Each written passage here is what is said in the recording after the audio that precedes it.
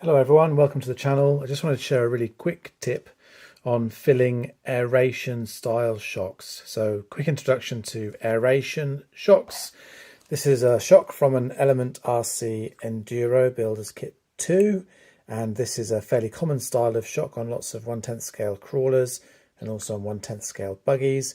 Basically the reason you can tell you've got an aeration shock is that it does not use a bladder. There is just the chamber here of the damper that's going to be filled with oil. There's no separate bladder.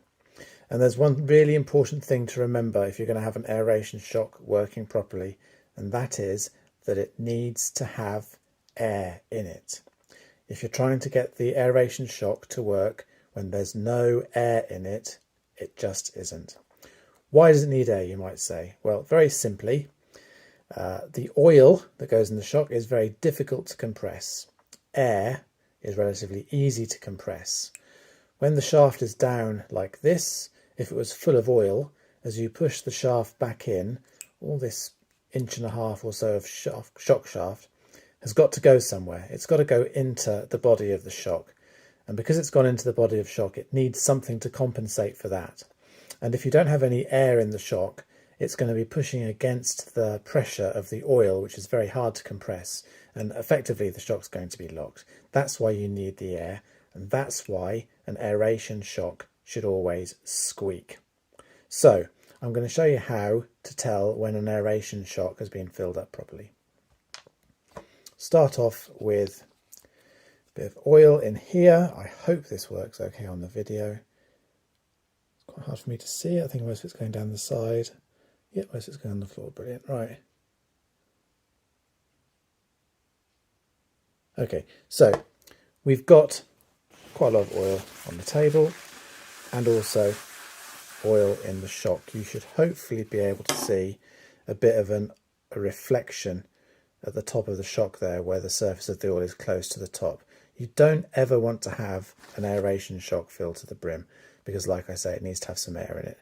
Once you've done that first fill, the first step is just to do a little bit of a stroke up and down and a twist of the piston just to release any air that may be trapped underneath it.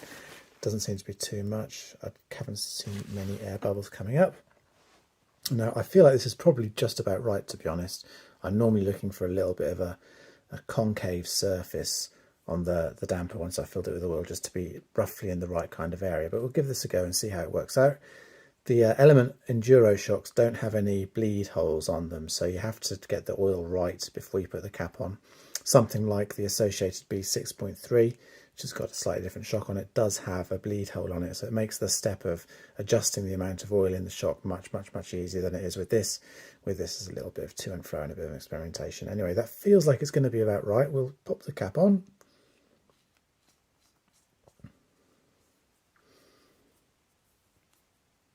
There we go. Off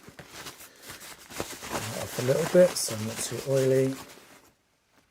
Now before I do this, I'm going to tell you what I'm expecting to happen for a well-filled aeration shock. I'm expecting the shaft to go all the way up. I'm not expecting to feel any resistance at any point in the travel of the shaft, and I'm also expecting to hear a very small squeak just at the end as the piston goes up into the air bubbles. So let's see how we go here.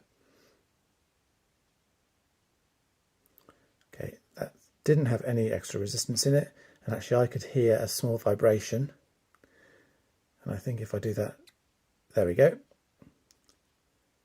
the telltale squeak. So actually I've done pretty well there.